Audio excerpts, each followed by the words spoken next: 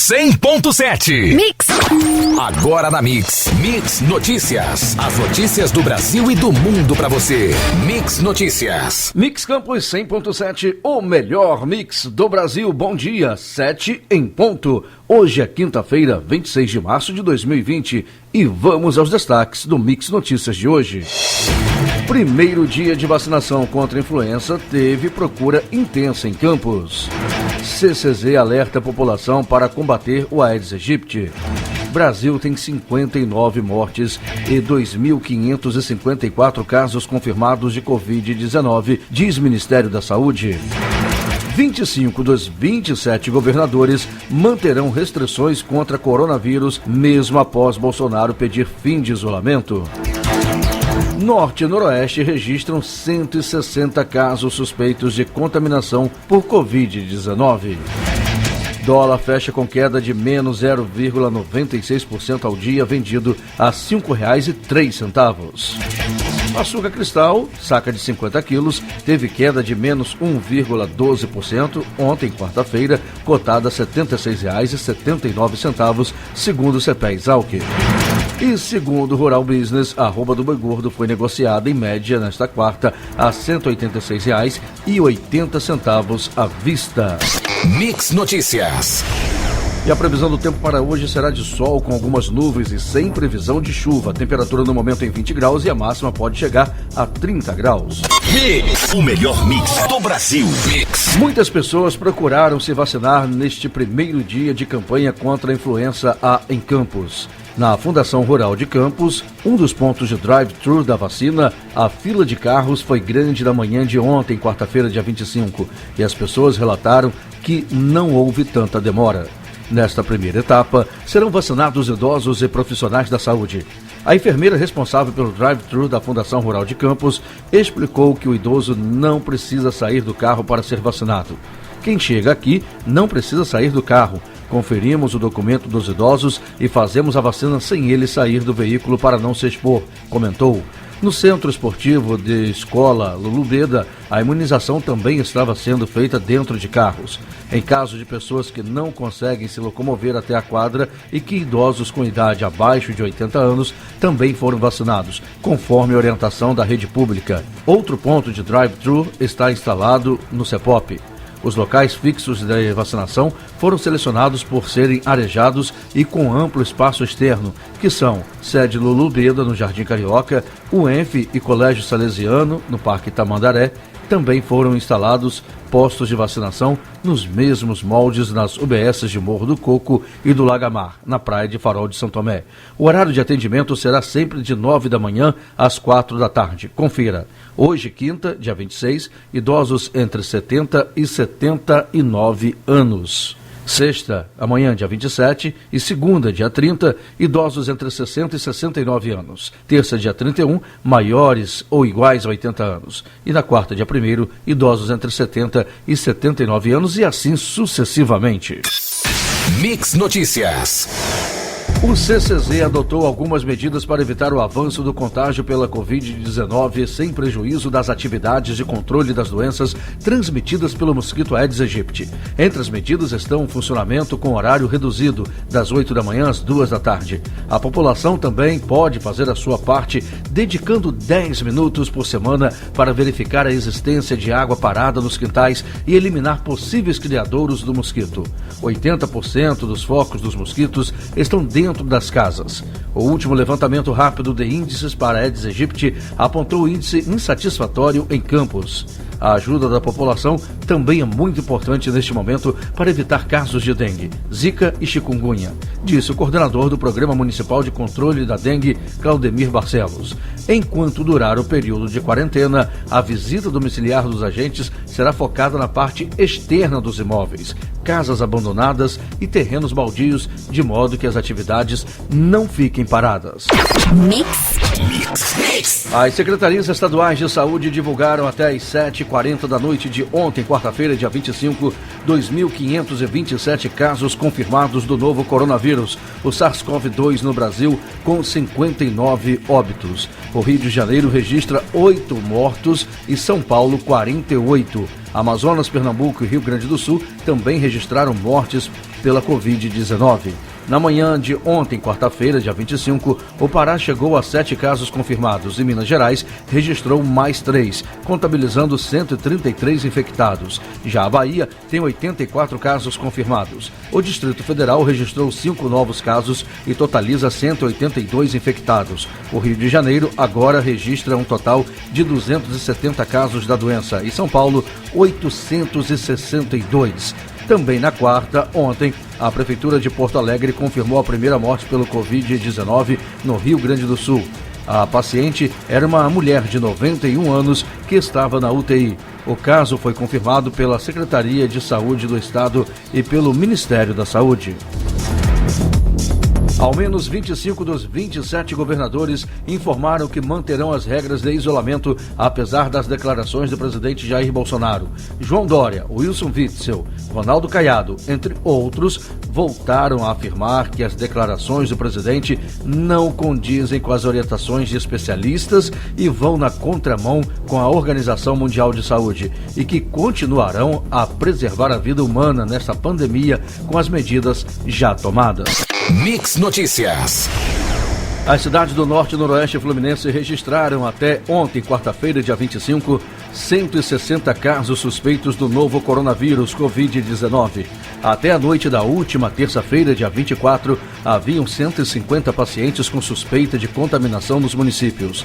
A Prefeitura de Macaé informou que, desde que foi aberto o centro de triagem do doente por coronavírus do município no dia 17 deste mês, o local atendeu 1.149 pessoas, sendo 41 casos com vínculo epidemiológico colocados em isolamento domiciliar e 10 casos encaminhados a unidades de saúde para investigação. Na manhã de ontem, quarta-feira, dia 25, 27 atendimentos foram realizados com nenhum caso suspeito.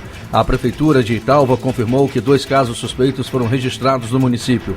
Os pacientes que permanecem em isolamento domiciliar estão sendo acompanhados pela Secretaria Municipal de Saúde. Já a Prefeitura de Conceição de Macabu divulgou que as 3 suspeitas da doença no município foram descartadas.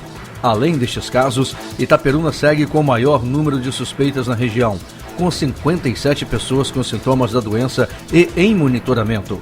Em Bom Jesus do Itabapuana, há 11 pacientes com sintomas da Covid-19. Eles já passaram por exames enviados ao Laboratório Central de Saúde Pública Noel Núteus Lassen, no Rio de Janeiro, e aguardam resultados.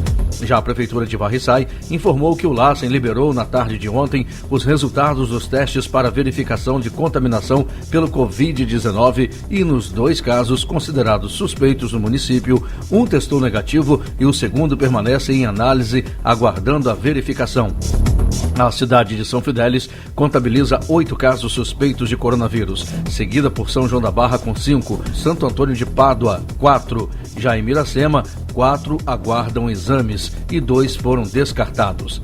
São Francisco de Itabapoana com 3, sendo um óbito em investigação, Porciúncula 3, Itaucara 2, Carapebus 2, Cardoso Moreira 1 e Cambuci também um caso. O melhor mix do Brasil. Mix! As barreiras sanitárias no município de Campos foram iniciadas ontem, quarta-feira, dia 25. A ação conta com o apoio da Polícia Rodoviária Estadual e Federal e não impedirá o trânsito de veículos e o acesso ao município. A abordagem às pessoas que chegam à cidade acontece na BR-101, trecho da Campos Rio. O objetivo é identificar as pessoas com indícios de contaminação por coronavírus. A diretora da Vigilância em Saúde de Campos coordena as equipes na verificação da temperatura dos transeuntes. São checados motoristas e passageiros de carros, motos, caminhões e ônibus. Aquele que apresentar temperatura igual ou acima de 37,5 são monitorados por 5 minutos. É feita uma triagem com relação aos sintomas e, se a temperatura não baixar, a pessoa é encaminhada a uma unidade referenciada. Também participam da ação equipes da saúde do MTT, CCZ e Guarda Civil Municipal. Na tarde de ontem, quarta-feira, dia 25, foi descartado mais um caso suspeito de coronavírus em Campos. A paciente foi atendida na rede particular. Com isso, o município tem um caso confirmado da doença e 15 casos suspeitos. Os dados são da Vigilância em Saúde. A Prefeitura não informou, no entanto, mais detalhes sobre os pacientes. Os testes para o Covid-19 estão acontecendo em laboratórios particulares e também no Laboratório Central de Saúde Pública Lassen, no Rio de Janeiro. Mix Notícias. Subiu para 8 o número de mortes no estado do Rio de Janeiro por Covid-19. Outras 370 pessoas testaram positivo para a doença e estão em tratamento em 12 municípios espalhados pelo estado. Em um intervalo de 24 horas, 2 mortes foram registradas de acordo com dados divulgados pela Secretaria Estadual de Saúde. As 2 últimas pessoas que morreram são 2 mulheres de 81 e 61 anos. Ambas moravam na cidade do Rio. De acordo com a Secretaria, todas as vítimas que não resistiram, 3 homens e 5 mulheres, eram idosos ou apresentavam comorbidades, sendo classificados como grupo de risco para o Covid-19.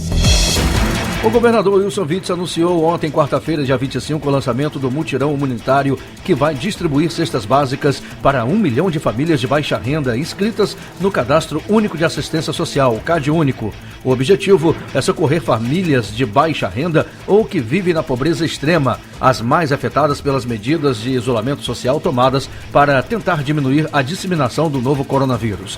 Em entrevista coletiva, Witzel informou que, na primeira fase, as cestas serão distribuídas na cidade do Rio, nos municípios da Baixada, em São Gonçalo e Itaboraí. Em seguida, famílias de todos os outros municípios do estado também serão atendidas. As famílias beneficiadas, segundo o governador, são essencialmente chefiadas por mulheres, com renda per capita de R$ 89,00 na extrema pobreza e menos de meio salário mínimo na faixa de baixa renda por mês. O governador fez um apelo aos empresários que participem do mutirão humanitário, doando cestas básicas para socorrer os que mais precisam, no momento em que medidas de confinamento foram tomadas, provocando a redução abrupta da atividade econômica no estado e em todo o país. Mix, o melhor mix do Brasil.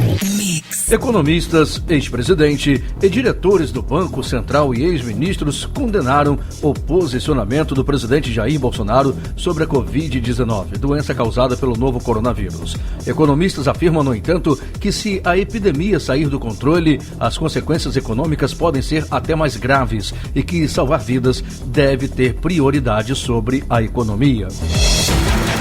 A dívida pública federal em títulos, que inclui os débitos do governo no Brasil e no exterior, registrou aumento de 1,22% em fevereiro e atingiu 4,281 trilhões de reais, informou a Secretaria do Tesouro Nacional ontem, quarta-feira, dia 25. Em janeiro, a dívida somava 4,229 trilhões de reais. O aumento da dívida pública em fevereiro está relacionado à emissão líquida no valor de 20,16 bilhões de reais e pela apropriação positiva de juros no valor de 31,33 bilhões de reais. A emissão de papéis pelo governo somou 42,89 bilhões de reais no período. Já os resgates somaram 22,73 bilhões de reais. A dívida pública é a emitida pelo Tesouro Nacional para financiar o déficit orçamentário do governo federal, ou seja, para pagar despesas que ficam acima da arrecadação com impostos e tributos.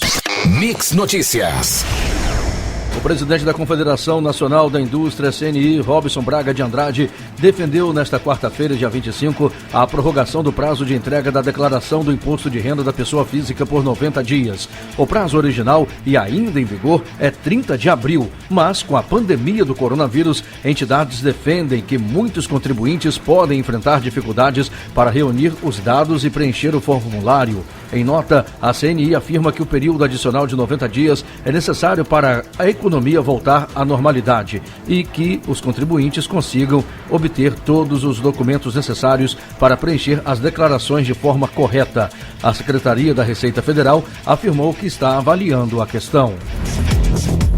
A Confederação da Agricultura e Pecuária do Brasil, CNA, avalia que as medidas para combater o coronavírus, como o isolamento social e o fechamento de bares e restaurantes, têm impactado severamente produtores de bens perecíveis, como hortaliças, frutas, pecuária, leiteira e flores, e enviou, nesta quarta-feira, ontem, ao governo do Estado, solicitação para prorrogação de parcelas e financiamentos. O objetivo das medidas pedidas pela entidade é dar um fôlego para o pessoal conseguir se manter na atividade. Eles terão queda de receita e os custos continuarão elevados, disse o superintendente técnico da CNA, Bruno Luque, a Reuters. Mix, o melhor mix do Brasil. Mix. O secretário de Política Econômica do Ministério da Economia, Adolfo Sachida, informou na noite de ontem que o auxílio para trabalhadores autônomos e informais pode subir de R$200, valor já anunciado pela área econômica, para R$300. Acho que vão aumentar para 300, não tenho certeza, declarou Sachida durante videoconferência com investidores promovida por uma corretora via assessoria de imprensa. O secretário Sachida reafirmou que o valor pode subir para R$300, mas que ainda não há definição. De acordo com ele, esse valor pode inclusive ser alterado posteriormente pelo Congresso Nacional. De acordo com as informações divulgadas até agora, poderão receber os R$200 ou R$300 por mês de auxílio trabalhadores informais titulares de pessoas jurídicas, microempreendedor individual ou MEI, ou desempregados com mais de 18 anos que estejam em família de baixa renda pelos critérios do Cadastro Único, CAD Único. Os requisitos são: renda mensal até meio salário mínimo por pessoa, R$ 522,50. Renda mensal de até 3 salários mínimos, R$ 3.135 por família. Para aqueles que não estão inscritos no CAD Único, serão utilizados os dados do Cadastro Nacional de Informações Sociais, o CNIS, o banco de dados do trabalhador adotado pela Previdência Social. Se também não fizer parte do CNIS, os Ministérios da Cidadania e Economia criarão uma plataforma para cadastro dessas pessoas, que vai checar os dados, se elas já trabalharam ou receberam benefícios. Caso não tenham nenhuma dessas rendas, o cidadão poderá receber o auxílio de R$200 ou R$300. Mix Notícias. O FMI e o Banco Mundial pediram nesta quarta-feira, ontem, dia 25, que os credores oficiais bilaterais congelem o pagamento das dívidas dos países mais pobres que solicitarem essa ajuda para que esses países possam liberar dinheiro para combater a pandemia do coronavírus. O Banco Mundial e o FMI acreditam que é imperativo, neste momento, dar um senso global de alívio aos países em desenvolvimento, assim como enviar um sinal forte aos mercados financeiros, afirmam em um comunicado conjunto. O comunicado dirigido aos países do G20 pede que os mesmos encarreguem as duas entidades a tarefa de avaliar e elaborar lista de países com dívidas insustentáveis e para trabalhar em uma reestruturação. Grandes empresas brasileiras têm anunciado doações para ajudar no combate ao coronavírus. Entre as companhias e grupos que já ofereceram recursos em espécie ou em insumos ou infraestrutura estão Itaú, Gerdau, Ambev, Lojas Rene, Petrobras, Vale, MRV e Diagel. As iniciativas incluem a doação em dinheiro, ajuda financeira para hospitais, testes para diagnóstico, compra de insumos e apoio às comunidades. 100.7 Mix. O Ministério da Saúde anunciou que vai liberar a partir de amanhã, sexta-feira, 3,4 milhões de unidades do medicamento cloroquina que os médicos possam avaliar seu uso em pacientes para pacientes graves do novo coronavírus, que já matou 57 pessoas no Brasil. Foi elaborado um protocolo que prevê 5 dias de tratamento sempre dentro do hospital e monitorado por um médico, em razão de seus efeitos colaterais. O remédio já é utilizado no tratamento de malária, lúpus e artrite. O secretário de Ciência, Tecnologia e Insumos Estratégicos, Denizar Viana, admitiu que ainda há lacunas no conhecimento científico e que ainda estão em curso os estudos sobre a aplicação desse remédio contra a doença provocada pelo novo coronavírus. Ele também admitiu que há riscos envolvidos, tanto que o protocolo de curto prazo só permitirá a utilização do medicamento por, no máximo, 5 dias. O medicamento pode causar efeitos colaterais na visão, no coração e no fígado. Mix Notícias. O presidente dos Estados Unidos, Donald Trump, disse ontem, quarta-feira, dia 25, que não deve se precipitar para pôr fim nas medidas de isolamento por conta do coronavírus no país. As restrições atingem quase a metade do país. Não vou fazer nada precipitado ou apressado, diz Trump. Eu não faço isso. Ele sinalizou que o governo dos Estados Unidos deve repensar sua estratégia após o fim dos 15 dias de isolamento. Em uma entrevista coletiva na Casa Branca, ele reforçou que com o retorno às atividades ainda manteria o distanciamento social. Quero recuperar nosso país, disse o presidente dos Estados Unidos. Ninguém vai sair por aí nos escritórios se beijando ou abraçando, mesmo que sintam vontade. Trump disse também que vai assinar um alívio fiscal como resposta aos efeitos econômicos da pandemia, imediatamente assim que chegar à sua mesa, e que não teria problemas em voltar a pedir mais dinheiro para o Congresso. O vice-presidente da República, Hamilton Mourão, afirmou ontem, quarta-feira, dia 25, que a posição do governo é uma só: o isolamento e o distanciamento social. Mourão deu a declaração ao conceder uma entrevista por videoconferência sobre ações do Conselho Nacional da Amazônia Legal. Durante a entrevista, ele foi questionado sobre o pronunciamento do presidente Jair Bolsonaro, no qual o presidente pediu a volta à normalidade em meio à pandemia do coronavírus e o fim do confinamento em massa, e afirmou que os meios de comunicação espalharam pavor. Para Mourão, pode ser que Bolsonaro tenha se expressado de uma forma que não foi a melhor.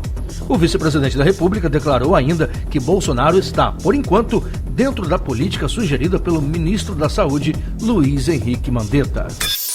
Você ouviu Mix Notícias.